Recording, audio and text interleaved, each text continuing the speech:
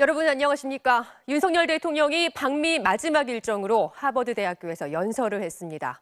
북핵 위험이 눈앞에 다가왔다면서 한미 정상의 워싱턴 선언은 불가피한 선택이라고 밝혔습니다.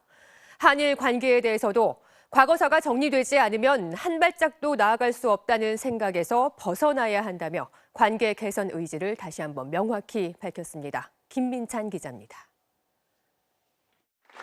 국빈 방미 마지막 일정으로 자유를 주제로 연설에 나선 윤 대통령은 북한이 자유를 위협한다고 비판했습니다.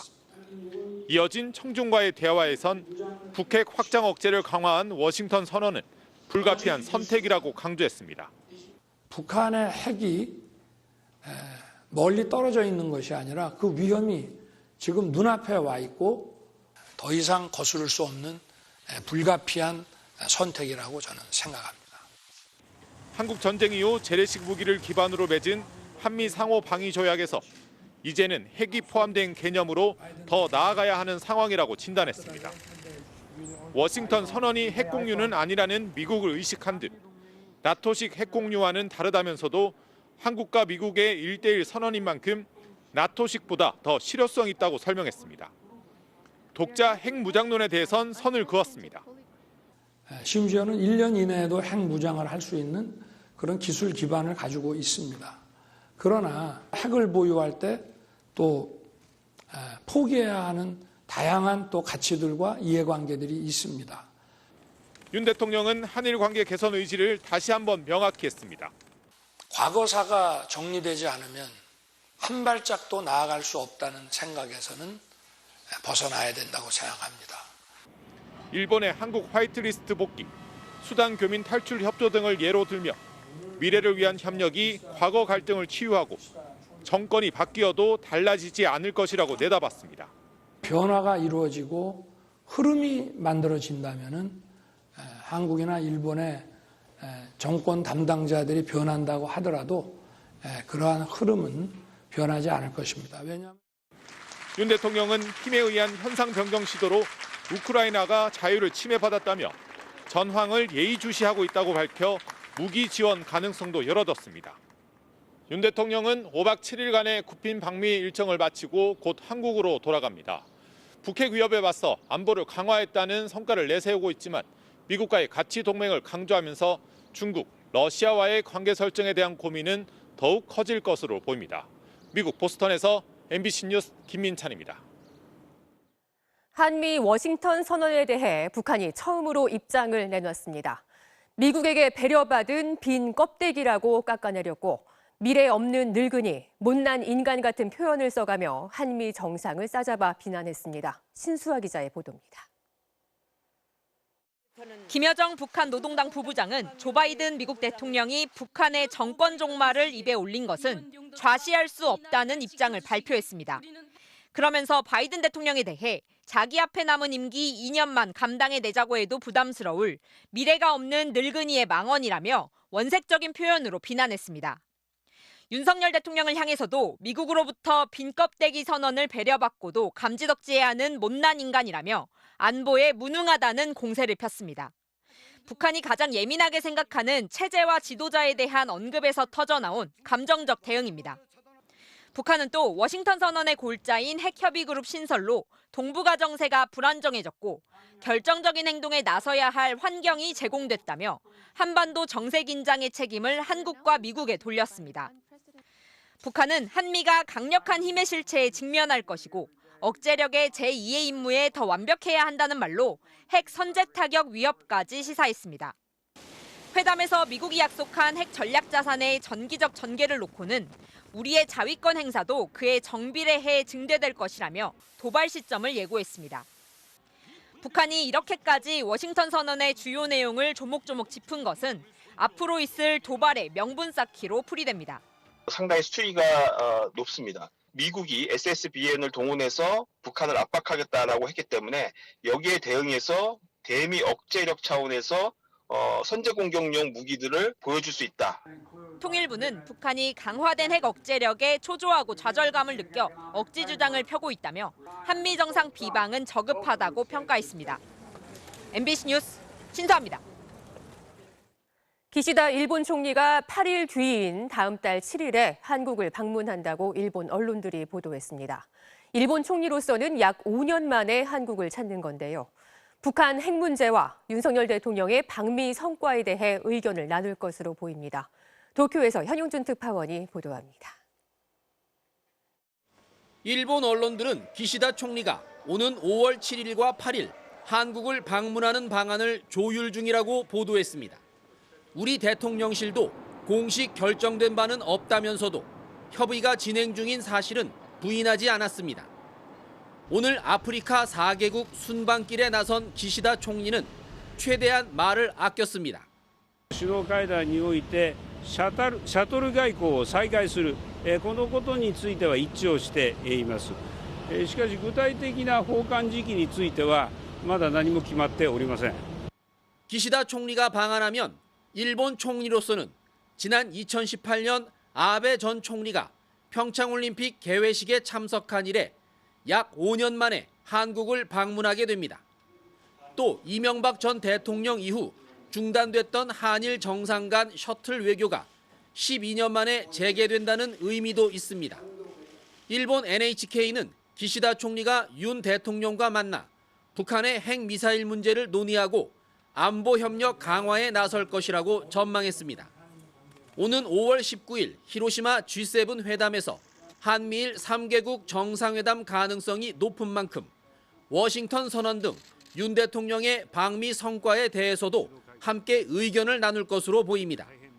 기시다 총리는 오늘 아프리카로 출발해 이집트와 가나, 케냐와 모잠비크를 방문하고 5월 5일엔 싱가포르에서 정상회담을 할 예정입니다. 이 때문에 하루 이틀 방한 날짜가 조정될 가능성도 남아 있습니다. 일본 언론들은 기시다 총리가 한일 관계를 중시하는 윤 대통령을 위해 호응할 필요가 있다고 판단한 걸로 분석했습니다. 이번 방안에서 기시다 총리가 한국에 성의 있는 호응 조치를 내놓을지에 대해서도 관심이 집중되고 있습니다.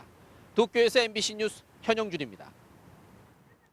더불어민주당 전당대회 돈봉투 의혹을 수사하고 있는 검찰이 오늘 의혹의 정점에 있는 송영길 전 대표를 전격 압수수색했습니다. 송 전 대표가 프랑스에서 귀국한 지 닷새 만인데요.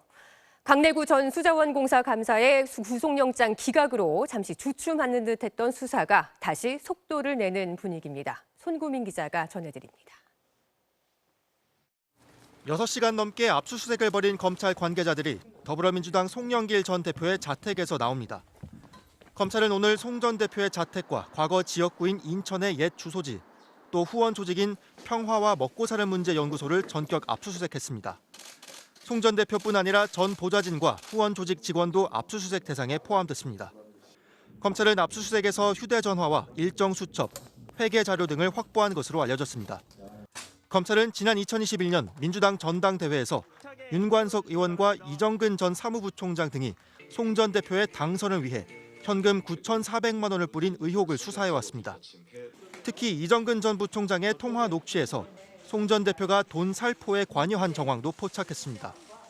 통화 녹취에는 강내구 전 한국수자원공사 감사가 송 전 대표를 영길이 형이라고 부르며 영길이 형도 직접 많이 처리했다고 말하는 내용이 담겼습니다. 송 전 대표는 의혹을 전면 부인하고 있습니다.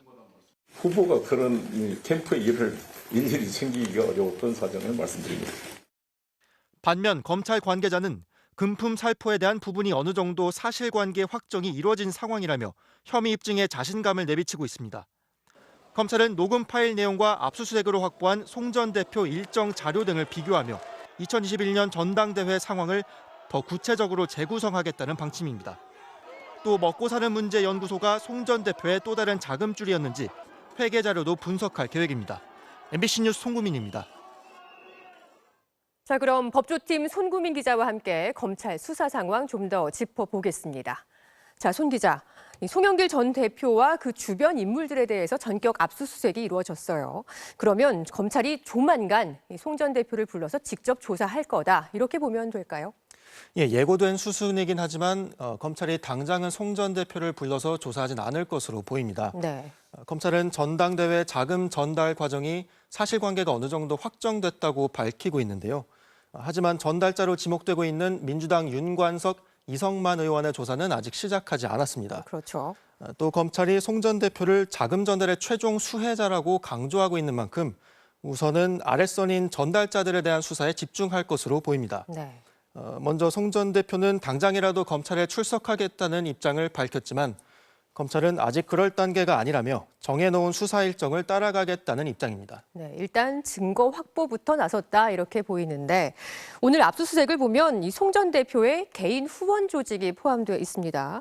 이건 검찰이 이 새로운 의혹을 들여다보는 걸로 봐야 할까요?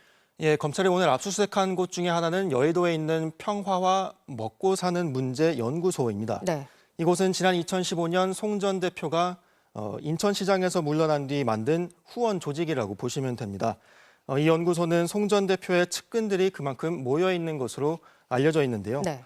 검찰은 압수수색에서 확보한 회계 자료 등을 통해서 이 연구소의 후원금이 경선 캠프에 동원된 것은 아닌지 살펴볼 방침입니다. 네.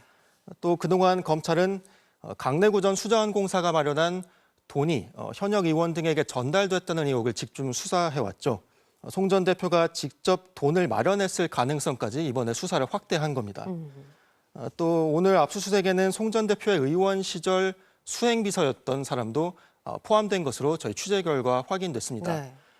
비서의 휴대전화와 수첩을 통해서 전당대회 당시 송 전 대표의 동선도 확인하겠다는 의도로 풀이됩니다. 네, 이 수사가 확대가 되고 있는 모습입니다.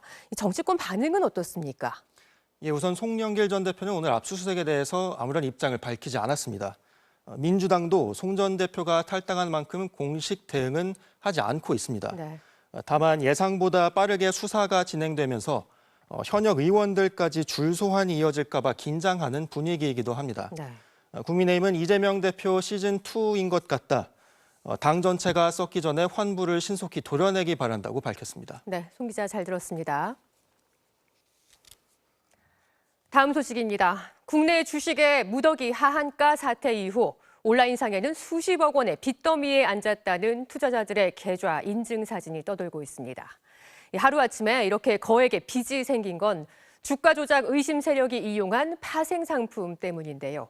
증권사에서 자금을 빌려서 투자하는 상품인데 주가가 오르면 돈을 많이 벌지만 급락하면 지금처럼 걷잡을 수 없는 피해가 생기는 고위험 상품인데도 정부가 이용 문턱을 낮추면서 피해가 커졌다는 지적이 나옵니다. 김아영 기자가 취재했습니다.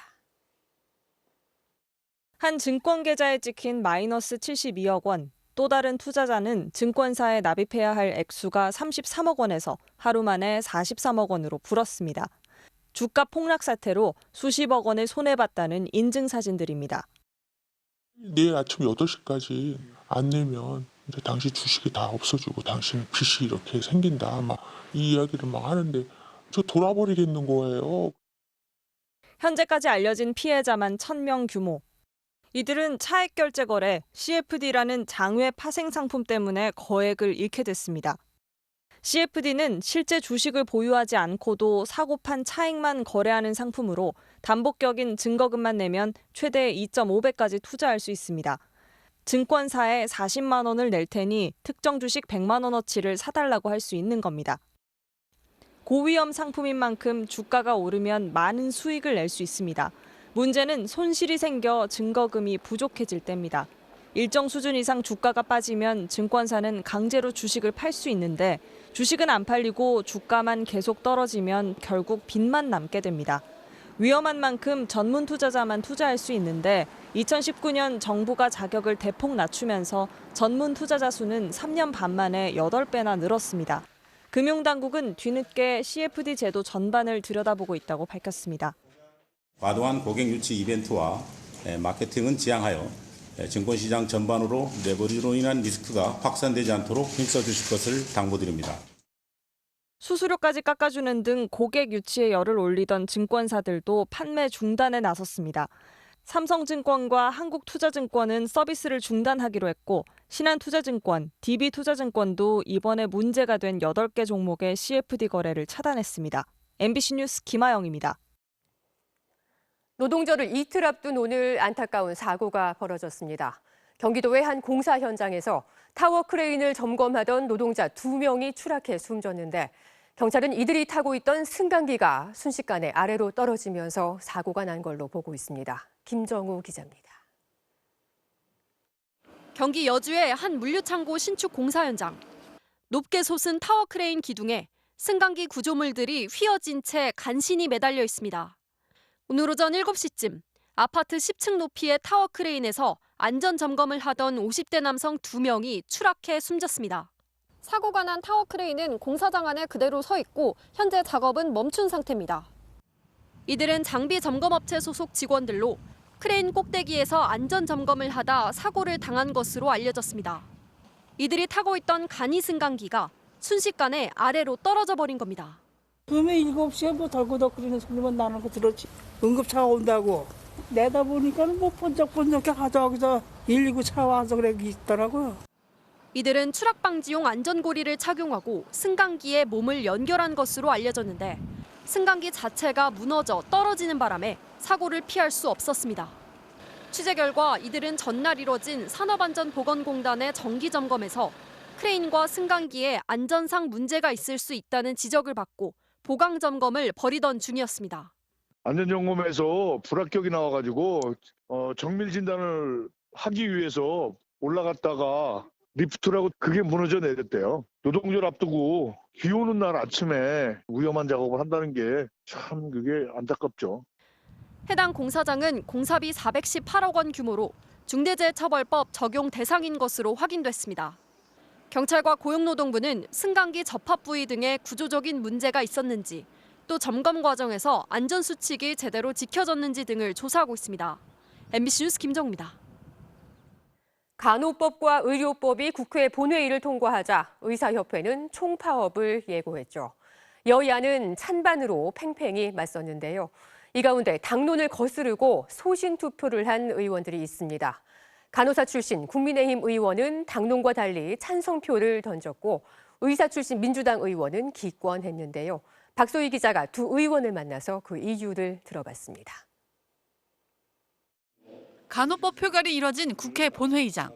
가결되었음을 선포합니다.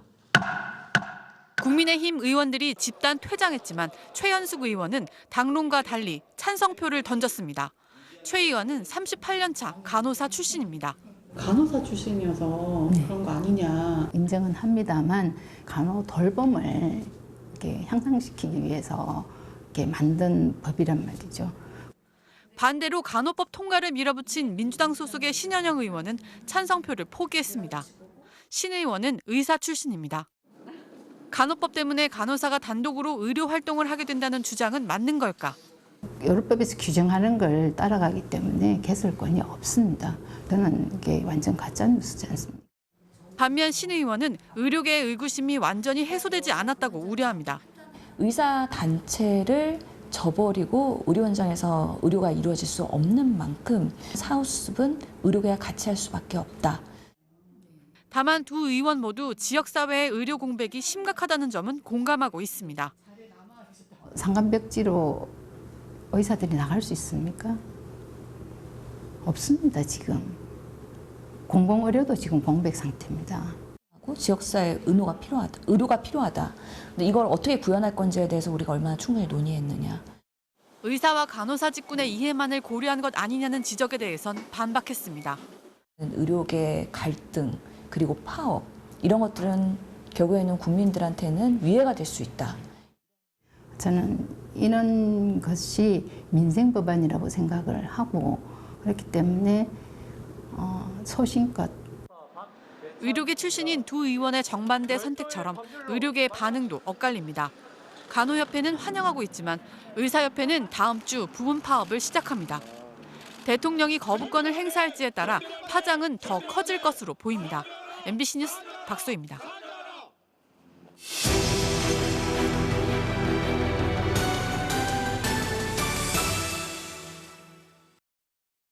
미국은 워싱턴 선언으로 핵미사일을 탑재한 잠수함을 한반도 주변에 자주 보내면 마치 한국 영토에 핵무기를 둔 것과 같은 북핵 억제 효과가 있을 거라고 하고 있죠. 그런데 이 핵미사일의 사거리는 최대 12,000km에 달합니다. 대륙간 미사일인 거죠. 중국과 러시아가 강하게 반발하고 나선 이유입니다. 결국 미국은 이번 정상회담을 통해 중국과 러시아와의 신냉전에 한국을 성공적으로 끌어들였다는 평가가 나오고 있습니다. 권희진 기자가 보도합니다. 워싱턴 선언 직전 미국은 전략 핵 잠수함인 메인함이 괌 기지에 입항하는 사진을 이례적으로 공개했습니다. 미국은 곧바로 한미 정상회담을 통해 전략 핵 잠수함을 한반도에 기항시키거나 자주 보내 북핵 위협에 대응할 것이라고 했습니다. 이 잠수함엔 20개의 핵미사일을 실을 수 있습니다. 최대 사거리 12,000km의 이 미사일은 대기권을 벗어나 대륙간을 이동하기 때문에 정작 한반도 주변에선 사실상 북한을 타격할 수 없습니다. 실제로 핵미사일의 사정거리 안에 드는 중국과 러시아가 강하게 반발하는 건 이 때문입니다. 다목적 포석이죠. 북한뿐만 아니라 대중국, 러시아까지 견제하는 효과가 있다. 핵무기를 신 잠수함이 동해에서 작전하고 기항을 하면은 오히려 긴장을 유발시킨단 말이죠. 특히 워싱턴 선언엔 한미 동맹의 연합 방위 태세에 한국의 모든 역량을 기여할 것이란 내용이 포함됐습니다. 그런데 북한이란 대상을 특정하지 않아 한미 군사 동맹의 상대를 중국과 러시아까지 확장할 수 있게 했습니다. 얼마나 무서운 말인데요, 이게요. 글로벌 전략동맹이 했잖아요. 한미동맹은 이제 북한이 아니라 중국을 향해서 간다는 걸 그냥 숨겨놓고 쓴 거고. 미국은 중국과 러시아를 견제하는 데 동맹국을 끌어들이는 이른바 통합 억제 전략을 추구해왔습니다. 작년 10월 백악관이 발표한 미국의 국가안보전략 22페이지. 동맹이나 우방국과의 작전 연동성 강화, 연합 방위 능력 개선 등을 통한 통합 억제 전략을 명시했습니다. 미일 군사 동맹에 한국을 끌어들이고 한국의 반도체 산업을 이용해 중국을 견제하는 것이 이런 통합 억제 전략입니다. 미국은 워싱턴 선언에 유사시 미국 핵 작전에 한국 재래식 지원을 공동 실행하고 기획한다는 내용도 집어넣었습니다. 미국의 안보 전략대로 미군의 작전에 한국군의 군사력을 통합해 활용할 수 있는 길을 열어둔 것입니다. 북핵을 핑계로 미국이 대중국 전략 계획에 우리 재래식 군사력을 통합하겠다는 속내를요 아주 드러낸 거예요. 미국이 앞으로 무슨 전쟁을 하든 했을 때 그냥 우리 재래식 무기 쓰겠다는 거예요. 한미 양국이 공동 성명에서 대만 해협의 평화와 안정 유지의 중요성을 재확인하면서 중국은 다시 격렬하게 반발했습니다. 공동 성명 직후 중국은 24시간 동안 군용기 38대와 함정 6척을 대만 해협에 보냈고 미국도 해상 초계기를 급파했습니다. 중국은 한반도의 평화와 안정을 파괴할 것이라고 경고했고 러시아는 긴장을 고조시키는 행위를 중단하라고 촉구했습니다. MBC 뉴스 권희진입니다. 고물가 속에 주머니 사정 빠듯하신 분들 갈수록 많아지고 있는데요. 대학가에 도입된 1,000원의 밥상처럼 한 끼에 단돈 1,000원만 받는 식당이 있습니다. 이지현 기자가 가봤습니다. 돼지 등뼈에서 일일이 살코기를 발라냅니다. 신김치도 한번 씻어내고 볶고 우려 찌개를 완성합니다. 미나리는 데쳐 나물로 무치고 양념으로 들어갈 대파도 손질합니다. 참기름도 솔솔 뿌려서 더 고소하게. 후식인 오렌지 껍질까지 떼어내 먹기 좋게 자르면 오늘의 밥상이 완성됩니다. 밥과 찌개, 3가지 반찬을 곁들인 이 한상 차림의 가격이 단돈 1,000원입니다. 1,000원짜리가 어디 있어 지금. 밥도 좋고 반찬도 여러 개 나오고 그러니까 좋죠. 한 비영리 법인이 한 끼 해결이 어려운 이웃들을 위해 3년 전 문을 연 이른바 1,000원 식당입니다. 독지가들의 후원에 더해 우연히 식사하러 왔다가 취지를 알게 된 손님들의 보탬으로 유지하고 있습니다.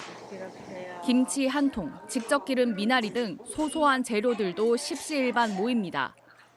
음식을 만들고 배식하는 모든 일은 자원봉사자들의 몫입니다. 간호사 한 분은 오후 근무하는 날에는 오전에 여기 오셔서 봉사 활동을 하고 가십니다. 어려운 시기에서도 이렇게 마음 따뜻한 분들이 찾아오셔서 이렇게 저희가 운영되고 있습니다. 평일 점심 1시간 반 남짓 운영하는데 어르신들 사이 입소문을 탄 건 물론 요즘에는 젊은 사람들도 찾아오고 있습니다. 하루 100인분을 안정적으로 소진하기 전까지는 모두에게 문을 열어둘 생각입니다. 덕분에 우리가 잘 먹고 지내고 있어요. 그래서 아주 너무너무 감사해서 진짜 좋아. 너도 나도 보탬 마음으로 유지되는 1,000원의 식당이 팍팍한 현실을 잠시나마 잊게 하고 있습니다. MBC 뉴스 이지연입니다. 전남 지역 양봉 농가에서 기르던 꿀벌 50억 마리가 실종되거나 폐사했습니다.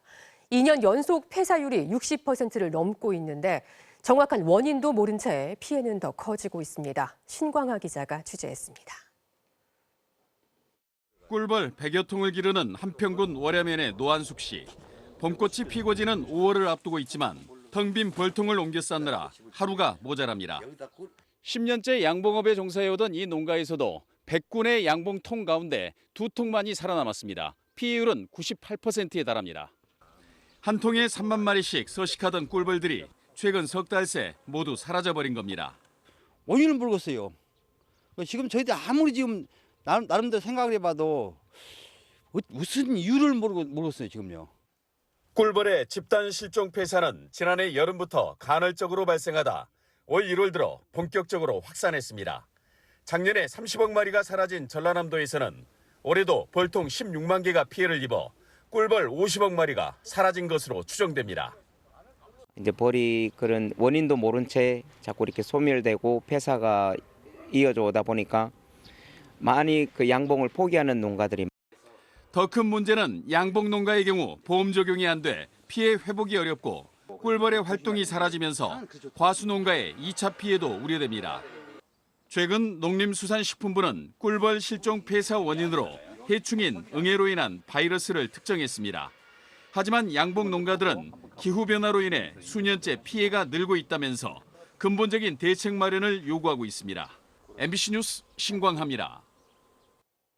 생후 40일 된 아들을 떨어뜨린 뒤 치료를 하지 않고 방치해 숨지게 한 혐의를 받고 있는 20대 친모에 대해 경찰이 오늘 구속영장을 신청했습니다. 사흘 전 아이가 숨을 쉬지 않는다는 친아버지의 신고를 받고 출동한 인천경찰청은 어제 여성을 긴급 체포했는데요. 체포된 친모는 지적장애가 있는 것으로 알려졌으며 경찰 조사에서 며칠 전 아이를 방바닥에 떨어뜨린 적이 있다고 진술한 것으로 전해졌습니다.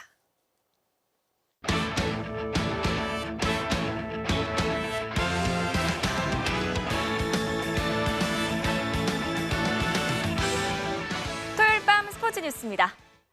K리그 강원이 후반 추가 시간 터진 극적인 결승골로 2연승을 거뒀습니다. 2연패를 당한 전북은 판정에 항의하다가 2명이나 퇴장당했습니다. 김태훈 기자입니다. 90분이 지나도록 골문을 열지 못한 강원과 전북. 종료 직전 희비가 크게 엇갈렸습니다.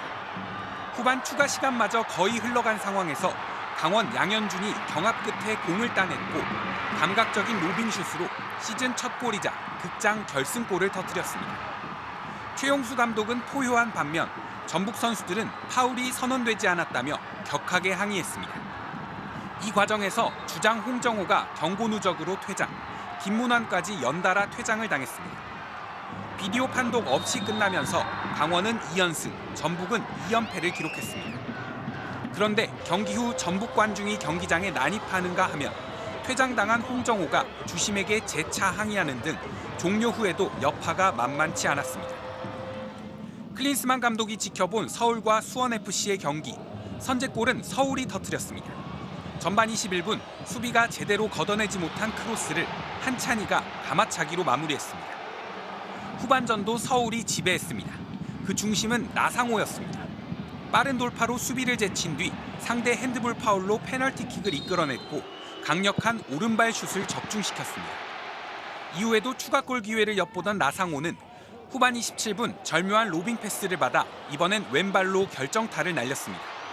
리그 6, 7호 골을 연달아 터뜨린 나상호는 득점 단독 선두로 올라섰고 서울은 강원전 오심의 아픔을 털고 리그 2위로 도약했습니다. MBC 뉴스 김태훈입니다. 프로농구 챔피언 결정전에서는 인삼공사 베테랑 오세근이 3경기 연속 20득점을 기록하면서 역전승을 이끌었습니다. 2경기 연속 매진을 기록한 챔피언 결정 3차전. 2쿼터까지 끌려가던 인삼공사, 3쿼터 막판 스펠맨의 석점포로 처음 역전했는데요. 이후 오세근이 수비를 따돌리고 득점하면서 점수차를 벌리기 시작합니다. 4쿼터엔 아반도가 이른바 파리채 블록을 선보였고요. 오세근은 문성곤과 멋진 호흡을 과시하며 흐름을 주도합니다. 오세근이 양팀 최다인 23득점으로 챔프전 3경기 연속 20득점을 돌파했고요. 건강한 오세근을 앞세운 인삼공사는 1차전 패배 이후 2연승을 기록했습니다. 네, 웬만한 야구광도 본 적이 없을 것 같네요. 희귀한 수비 장면으로 투플레이 시작합니다.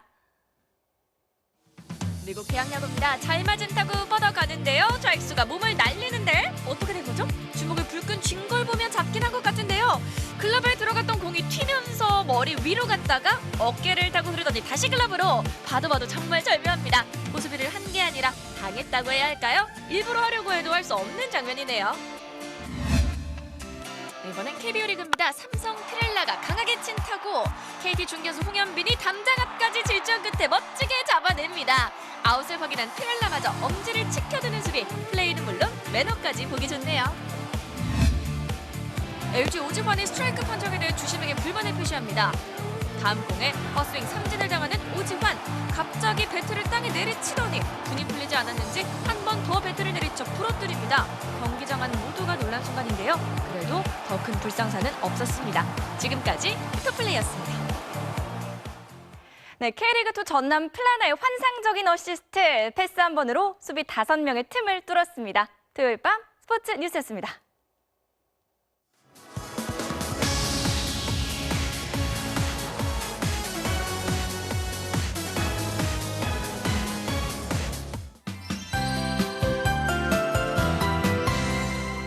밤이 된 지금은 동해안에만 산발적인 비구름이 남아 있습니다. 서울은 늦은 오후부터 겠지만 종일 쌀쌀함이 감돌았는데요.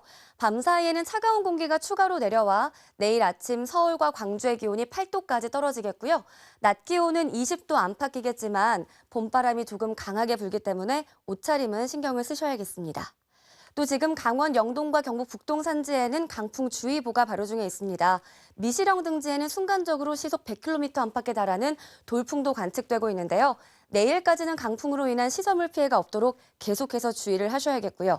내일 늦은 오후부터 밤 사이 경기 북부와 영서 북부 쪽에는 약한 비구름이 지날 텐데 벼락이 치고 돌풍도 동반될 수 있겠습니다.